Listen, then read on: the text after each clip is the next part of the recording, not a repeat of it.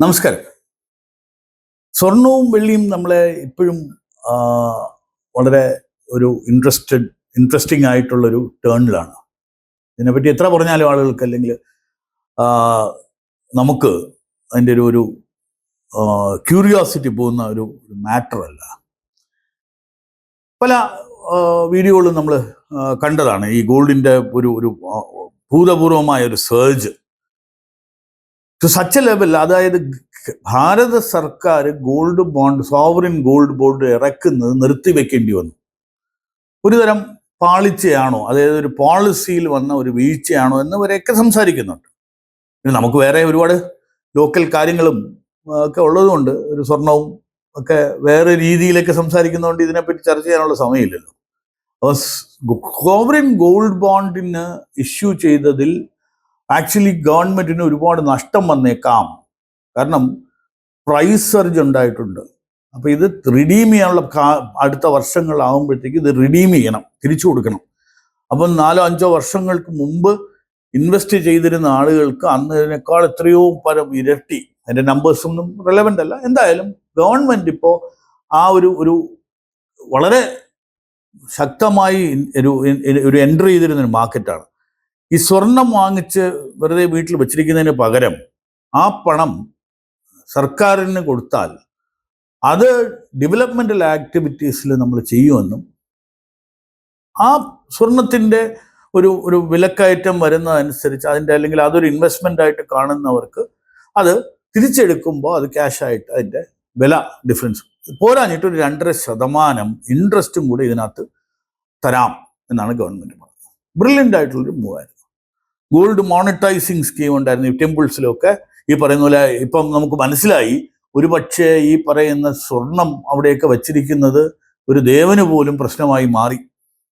അത് ഒരു gold monetising സ്കീമിലോ മറ്റോ ഒക്കെ ആക്കിയിരുന്നെങ്കിൽ ഒരുപക്ഷെ അതിൻ്റെ വാല്യൂ എങ്കിലും ഇതുപോലെ ഇറോഡ് ചെയ്യാതിരുന്നേനെ. എനിവേ, അതുപോലെ തന്നെയാണ് വെള്ളി.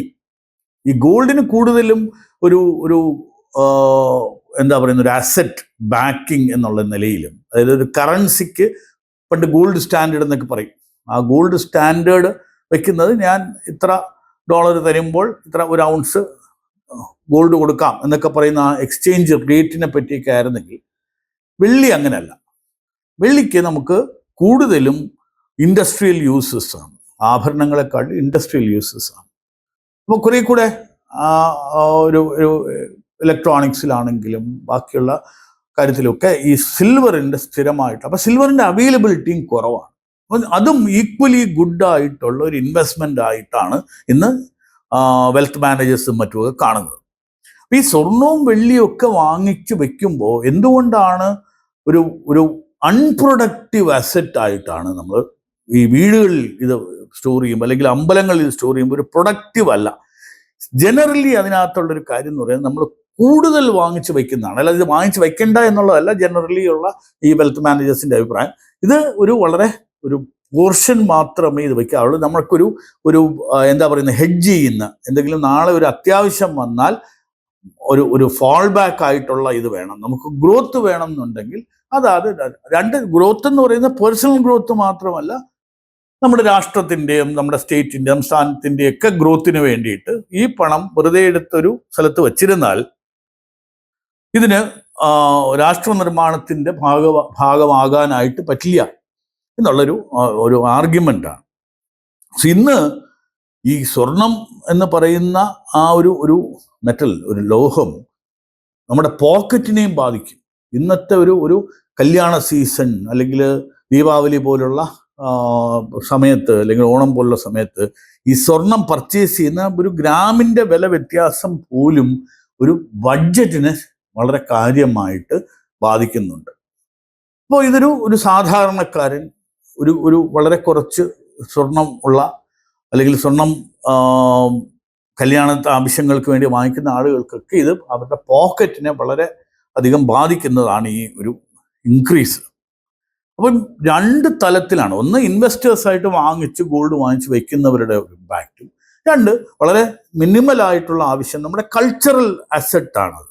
ഈ കൾച്ചറൽ അസറ്റിൽ ഉണ്ടാകുന്ന ഒരു വ്യത്യാസവും ഈ പ്രൈസിലുള്ള വ്യത്യാസം. ഇങ്ങനെയുള്ള കാര്യങ്ങൾ നമ്മുടെ മലയാളികളാണ് എനിക്ക് തോന്നുന്നത് 3%, 2-3% ഉള്ളൊരു പോപ്പുലേഷൻ. ഇന്ന് 25% ഗോൾഡ് പർച്ചേസ് നടത്തുന്നു. അപ്പൊ ഇത് എന്തിനാണ്? 25% അക്കൗണ്ടഡ് ആണ്. നമ്മൾ ഈ പറയുന്ന പലപ്പോഴും സ്മഗിൾഡ് ആയിട്ടും അല്ലെങ്കിൽ അവിടെ പിടിക്കുന്ന ഗോൾഡ് ഒന്നും ഈ പറയുന്ന 25% വരുന്നില്ല, ഓൾ ഓവർ ഇന്ത്യ. പക്ഷെ കേരളത്തിൽ ഇത്രയും വലിയ കൺസംഷൻ ഓഫ് ഗോൾഡ് ഒരു പക്ഷേ നമ്മളെ വളരെയധികം ചിന്തിപ്പിക്കണം. ഇന്നത്തെ സാധാരണ മനുഷ്യർ ഇതിൻ്റെ ഉപഭോഗം അല്ലെങ്കിൽ ഇത് ഒരു അനാവശ്യമായി വാങ്ങിച്ചു വെക്കുന്ന ഒരു സേഫ് ഗാർഡാണ്, സെക്യൂരിറ്റിയാണോ എന്നുള്ളതൊന്ന് ആലോചിക്കണം. ഇതൊരു ഇൻവെസ്റ്റ്മെന്റ് അഡ്വൈസ് അല്ല, നമ്മൾ പ്രാക്ടിക്കലായിട്ട് ചിന്തിക്കേണ്ട ചില കാര്യങ്ങളെ പറ്റിയുള്ളൊരു ഉപദേശമാണ്.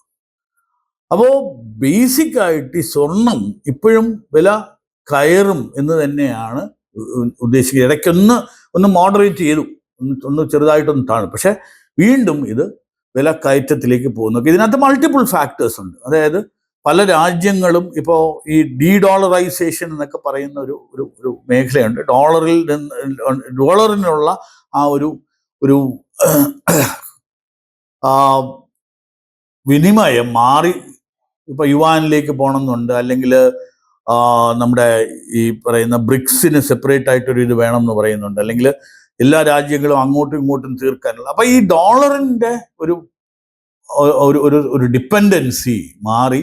അപ്പൊ അത് ഏറ്റവും കൂടുതൽ ഗോൾഡ് ഹോൾഡ് ചെയ്യുന്ന ഒരു രൂപയ്ക്ക് അല്ലെങ്കിൽ ഒരു കറൻസിക്കാണ് കൂടുതൽ വാല്യുവേഷൻ വരാൻ പോകുന്നതെന്നൊക്കെ ഉള്ളൊരു മാനം. അപ്പോൾ ഇങ്ങനെയുള്ള സമയത്ത് ഗവൺമെന്റ് തന്നെ സോവറിൻ ഗോൾഡ് ക്രിയേറ്റ് ചെയ്യുന്നുണ്ട് ഫിസിക്കലായിട്ട്. നമുക്കറിയാം, നമ്മൾ അന്യരാഷ്ട്രങ്ങളിലൊക്കെ വച്ചിരുന്ന സ്വർണം ഭാരതം ഇന്ന് തിരിച്ചു കൊണ്ടുവരികയാണ്. അപ്പം നമ്മുടെ ഫിസിക്കലായിട്ട് നമ്മുടെ കയ്യിലിരിക്കുന്ന ഗോൾഡ് ഗവൺമെന്റിന് പോലും അതൊരു വലിയ സുരക്ഷിതത്വമാണ്. 2, ഇൻട്രസ്റ്റ് റേറ്റ് കട്ട്. അപ്പൊ ഈ പറയുന്ന ഇൻട്രസ്റ്റ് റേറ്റ് കുറഞ്ഞാൽ ആ ബാങ്കിൽ ഡെപ്പോസിറ്റ് ചെയ്യുന്നതിനെ പറ്റിയുള്ള ആളുകൾ ആലോചന ഒന്ന് മാറ്റി അത് വേറെ എവിടെയെങ്കിലും. അപ്പൊ അത് gold is one major asset. അപ്പൊ അതിന്റെ ഡിമാൻഡ് സപ്ലൈയും തന്നെയാണല്ലോ. കൂടുതൽ ഡിമാൻഡ് വരുമ്പോൾ വില കൂടുന്നു. അപ്പോൾ നാച്ചുറലി ഇങ്ങനെയുള്ള പല ജിയോ പൊളിറ്റിക്കൽ ഇഷ്യൂസ്, ഇപ്പോൾ വാർ സമയത്ത് കൂടുന്നു, ഇങ്ങനെയുള്ള കാര്യങ്ങളുണ്ട്. അപ്പോൾ വളരെ ക്ലെവറായിട്ട് യൂസ് ചെയ്തൊരു ഇൻവെസ്റ്റ്മെന്റ് ആയിട്ട് അതിനെ വഹിക്കുന്ന ധനാഢ്യന്മാർക്കും ഇൻവെസ്റ്റ്മെന്റ് വെൽത്ത് ക്രിയേറ്റേഴ്സിനും ഒക്കെ അത് നോക്കി അത് മനസ്സിലാക്കാം. പക്ഷെ സാധാരണക്കാർക്ക് എപ്പോഴും മനസ്സിലാക്കേണ്ടത് അതിൻ്റെ ഉപഭോഗം വളരെ ക്രിട്ടിക്കലി ഇമ്പോർട്ടൻ്റ് ആയിട്ട് മാത്രമേ ചെയ്യാവുള്ളൂ. എത്രയാണോ ആവശ്യം അത് മാത്രമേ യൂസ് ചെയ്യാവുള്ളൂ. അതായത് അൺഡ്യൂ ആയിട്ട് ലോക്ക് ചെയ്യരുത്. ഇപ്പോൾ ഇന്നലെ ഒരു വളരെ ഇൻട്രസ്റ്റിംഗ് ആയിട്ടുള്ള ഒരു വാർത്ത കണ്ടിരുന്നു. സാധാരണ ഇന്ത്യയിൽ ഹൗസിംഗ് ലോണാണ് ഏറ്റവും വലിയ ലോൺ, പേഴ്സണൽ ലോണായിട്ട് കണ്ടുകൊണ്ടിരുന്നത്.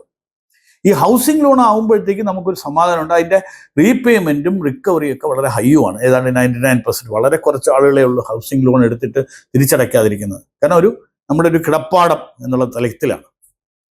അതേസമയം ഇന്നത്തെ റിപ്പോർട്ട് വന്നിരിക്കുന്നത് പേഴ്സണൽ ലോണും ക്രെഡിറ്റ് കാർഡുമാണ് ഇന്ന് ഇവിടുത്തെ ഇന്ത്യയിൽ ഏറ്റവും വലിയ ഒരു ലോൺ കടം ബാധ്യത ഇന്ത്യൻ ഹൗസ് ഹോൾഡ്സിന് ഉണ്ടായതായിട്ടാണ്. ആലോചിച്ച് നോക്കൂ, ഒരു അസറ്റ് ക്രിയേഷനിൽ നിന്ന് മാറി ഒരു അമേരിക്കനൈസ്ഡ് കൺസംഷൻ ഓറിയന്റഡ് ആയിട്ടുള്ള ഒരു കടക്കടിയിലേക്ക് നമ്മൾ പോവുകയാണോ? നമ്മൾ ശ്രദ്ധിക്കണം. അപ്പോൾ ഇത്രയും കാലം നമ്മുടെ ഒരു കൾച്ചറൽ ഷിഫ്റ്റാണ്. ഇത്രയും കാലം നമ്മളെല്ലാം പറഞ്ഞിരുന്നത്, അല്ലെങ്കിൽ നമ്മുടെ പൂർവികർ പറഞ്ഞിരുന്നത്, നമ്മൾ ജീവിക്കുമ്പോൾ നമ്മളൊരു നെക്സ്റ്റ് ജനറേഷനാണ്. പലരും പറയാറുണ്ട് ജീവിക്കാൻ മറന്നുപോയി, അല്ലെങ്കിൽ കുട്ടികൾക്ക് വേണ്ടി ഏൺ ചെയ്തു, അവരുടെ എഡ്യൂക്കേഷൻ, ഹെൽത്ത് കെയർ, കല്യാണം, അതിന് വേണ്ടിയിട്ടൊക്കെ ഇത് ചെയ്തിരുന്നു. ആ ഒരു കൾച്ചറിൽ നിന്ന് മാറി ഉപഭോഗത്തിന് വേണ്ടി കൂടുതൽ പണം ചെലവാക്കുന്ന ഒരു പ്രക്രിയയിലിട്ട്, അതും കടം വാങ്ങിച്ച്. അപ്പോൾ പണ്ട് 30-40% നമ്മൾ ഇത് സേവ് ചെയ്യുന്ന സമയത്ത്, നമ്മൾ അടുത്ത ജനറേഷന് വേണ്ടി സേവ് ചെയ്യുന്ന സമയത്ത്, ഇന്ന് ഉള്ളതും വാങ്ങിച്ച് അല്ലെങ്കിൽ കടവും കൂടെ വാങ്ങിച്ച് ചിലവാക്കുന്ന. അപ്പോൾ പേഴ്സണൽ ലോണും ക്രെഡിറ്റ് കാർഡ്സിൻ്റെയും റേറ്റ് ഇന്ന് വളരെ ഹൈ ആയി. അത് കൺസംഷനെ ഇമ്പ്രൂവ് ചെയ്തു, എക്കോണമി ഇമ്പ്രൂവ് ചെയ്തെങ്കിലും ഇൻഡിവിഡ്വലി അത് നമ്മളൊന്ന് ശ്രദ്ധിക്കേണ്ട ഒരു മാറ്ററായിട്ട് മാറി. അപ്പോൾ ഇതാണ് ഒരു സാധാരണക്കാരൻ അതിൻ്റെ സ്വർണം വാങ്ങിക്കുമ്പോഴും ക്രെഡിറ്റ് കാർഡ് ഉപയോഗിക്കുമ്പോഴും അല്ലെങ്കിൽ പേഴ്സണൽ ലോൺ എടുക്കുമ്പോഴും ഒക്കെ ഇന്ന് എല്ലാവരും പല തരത്തിലുള്ള ലോണുകൾ തരാനും, ഇനി ട്രാവൽ ചെയ്യാൻ, ടൂറ് പോകാൻ വരെ ലോൺ കിട്ടുന്ന ഒരു സമൂഹത്തിൽ നമ്മളിത് എടുത്തു വേണോ ചിലവാക്കാൻ എന്നുള്ളത് ആലോചിക്കണം എന്ന് തന്നെയാണ് എനിക്ക് പറയാനുള്ളത്. Thank you.